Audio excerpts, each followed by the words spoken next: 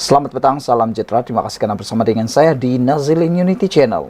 Hari ini kita digemparkan sekali lagi dengan kenyataan balas daripada parti kerajaan. Apabila beberapa pemimpin daripada PAS mengaitkan isu pasir jerlus yang berlaku di Kuala Lumpur sebagai bala daripada Allah.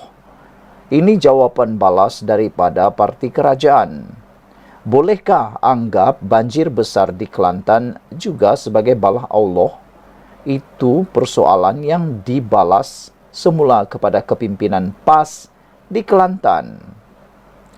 Merujuk kepada banjir besar zaman Nabi Nuh, Menteri di Jabatan Perdana Menteri Wilayah Persekutuan Dr. Zaliha Mustafa menyoal, jika sesuai untuk menggambarkan banjir di Kelantan sebagai bala Tuhan juga.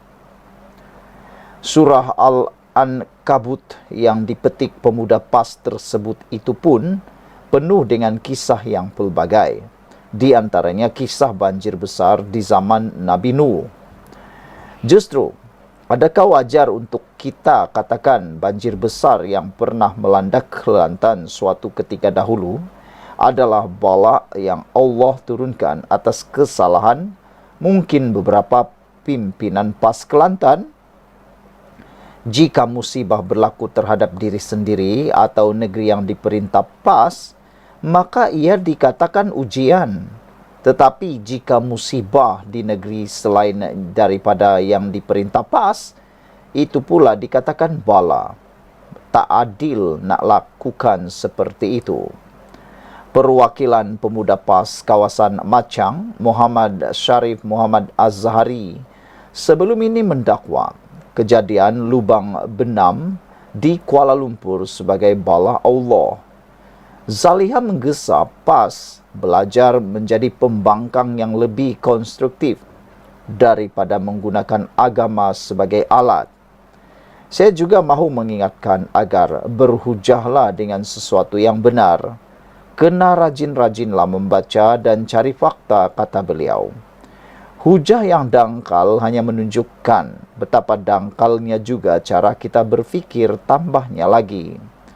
Berhubung dokumentari mengenai KLCC yang disebut, Zaliha berkata, pembinaan menara berkembar tersebut masih dianggap sebagai kajian kes tentang bagaimana teknologi boleh digunakan untuk pembinaan di atas tanah lembut. Maka ia adalah suatu pencapaian dalam dunia pembinaan dan ianya berlaku di Malaysia, kata Zaliha. Bagaimanapun, Syarif mendakwa kejadian lubang benam itu juga boleh terjadi. Susulan apa yang dibuat oleh Menteri Wilayah Persekutuan dan Pembinaan Menara Berkembar Petronas di Kuala Lumpur? Malah menurutnya, dia memperoleh maklumat melalui dokumentari pembinaan KLCC yang diterbitkan oleh National Geography. Itu ambo saya tengok National Geography semasa dia buat KLCC. Dalam National Geography itu, dia kata masa nak buat peringkat awal, ada satu bahagian memang tak sepatutnya KLCC boleh dibuat di situ, dakwa ahli PAS itu. Terdahulu, ahli Parlimen Bangi, Sarezan Johan, turut mengecam perwakilan PAS kerana melampaui batas dengan melibatkan DAP dalam hujah tersebut.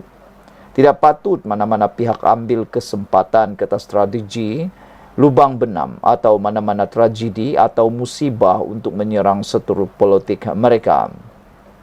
Sebagai ahli politik muda, sepatutnya perwakilan tersebut membawa politik baru untuk bersaing dengan sihat dan memainkan peranan semak dan imbang terhadap kerajaan.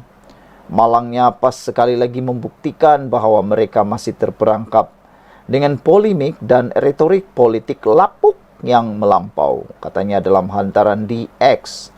Sarizan mengulas perwakilan PAS yang menuduh kejahatan DAP perlu dibendung. Bolehkah menganggap banjir besar di Kelantan sebagai bala Allah? Saudara-saudara sekalian, kenyataan daripada Menteri Wilayah Persekutuan ini merujuk kepada ini adalah satu perkara yang boleh difikirkan.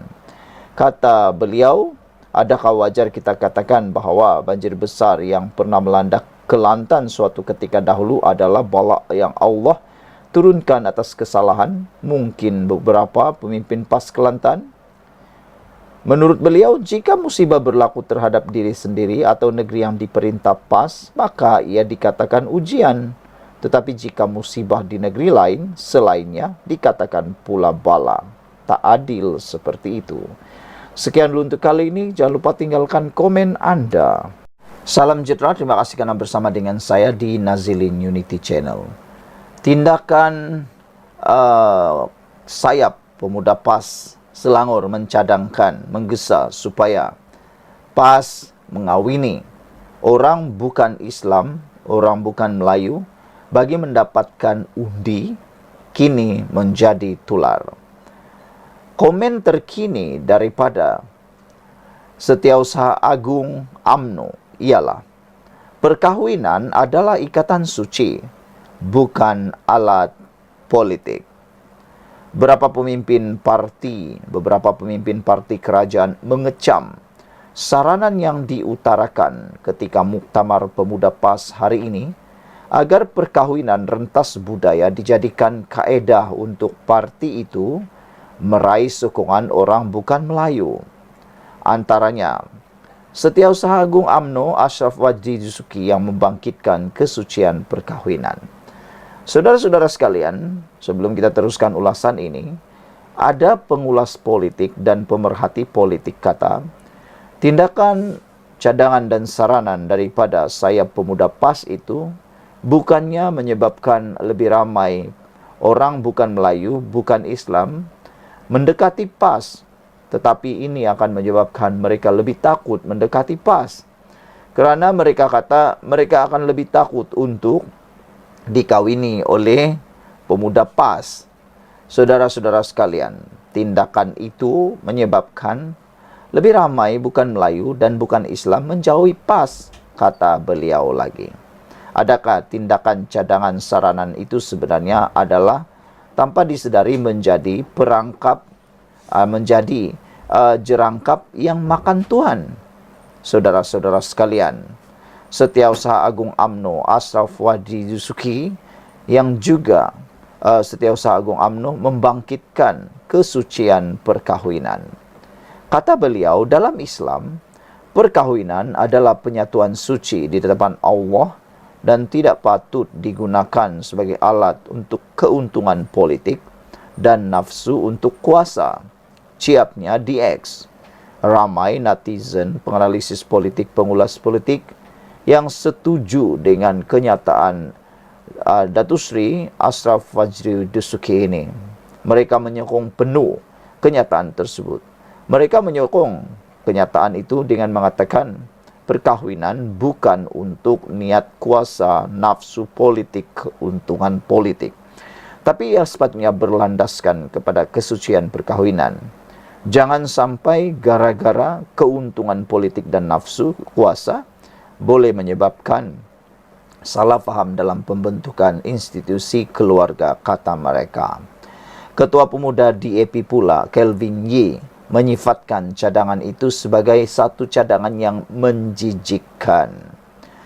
Kata beliau, mereka tiada masalah untuk mencemarkan institusi perkahwinan demi politik dan merendahkan wanita hanya sebagai objek yang boleh didagangkan dan untuk cita-cita politik mereka sendiri. Pemimpin PAS boleh mengkritik cadangan ini tetapi tidak berbuat demikian. Buat permohonan maaf, ciapnya di X. Hari ini Setiausaha Pemuda PAS Selangor Aubidullah Fahmi Ibrahim menyarankan agar pemimpin sayap itu untuk berkahwin dengan wanita bukan Melayu untuk mendapatkan sokongan orang bukan Melayu. Kita nak cadangkan supaya kepimpinan pemimpin pemuda ini perlu berkahwin rentas kaum ataupun rentas budaya, katanya. Kerana apa?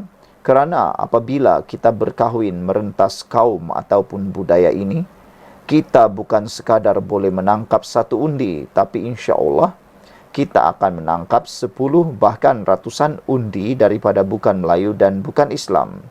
Katanya di Muktamar PAS ke-65 hari ini. Diminta mengulas cadangan itu, Ketua Pemuda PAS Afnan Hamimi Taib Azamuddin berkata ia merupakan pandangan Aubidullah dan tidak semestinya dijadikan keputusan sayap itu. Dia juga menganggap cubaan media untuk mendapatkan ulasannya mengenai cadangan itu sebagai soalan perangkap, sambil menambah istrinya sedang mengikuti muktamar secara dalam talian. Saudara-saudara sekalian, apa yang mengejutkan kita ialah tindakan dan saranan yang memang agak luar biasa di luar kotak ini. Apa yang dikatakan oleh Setiausaha Agung UMNO turut disetujui oleh banyak pihak. Asraf Wazdi Dusuki kata, dalam Islam perkahwinan adalah penyatuan suci di depan Allah dan tidak patut digunakan sebagai alat untuk keuntungan politik dan nafsu untuk kuasa. Seorang lagi pemimpin daripada kerajaan mengatakan, mereka ni tiada masalah merujuk kepada PAS untuk mencemarkan institusi perkahwinan demi politik dan merendahkan wanita hanya sebagai objek yang boleh didagangkan dan untuk cita-cita politik mereka sendiri. Pemimpin PAS boleh mengkritik cadangan ini, tetapi tidak berbuat demikian. Beliau memohon supaya permohonan maaf dibuat. Sekian untuk kali ini. Jangan lupa tinggalkan komen anda berkait dengan pendapat Asraf Wazdi Dusuki bahawa penyatuan perkahwinan adalah suci dan tidak patut digunakan sebagai alat keuntungan politik dan nafsu kuasa, serta kenyataan pemimpin daripada kerajaan bahawa perkahwinan bukan untuk politik dan tindakan kenyataan daripada PAS itu seakan-akan merendahkan wanita dan menjadikan wanita sebagai objek yang boleh didagangkan dan untuk cita-cita politik mereka sahaja. Ketiga, kata beliau, pemimpin PAS boleh mengkritik cadangan itu tapi tidak berbuat demikian. Patutkah PAS memohon maaf atas kenyataan itu? Jangan lupa tinggalkan komen anda, tekan butang subscribe. Kita jumpa lagi. Salam sejahtera, terima kasih kerana bersama dengan saya di Nazilin Unity Channel.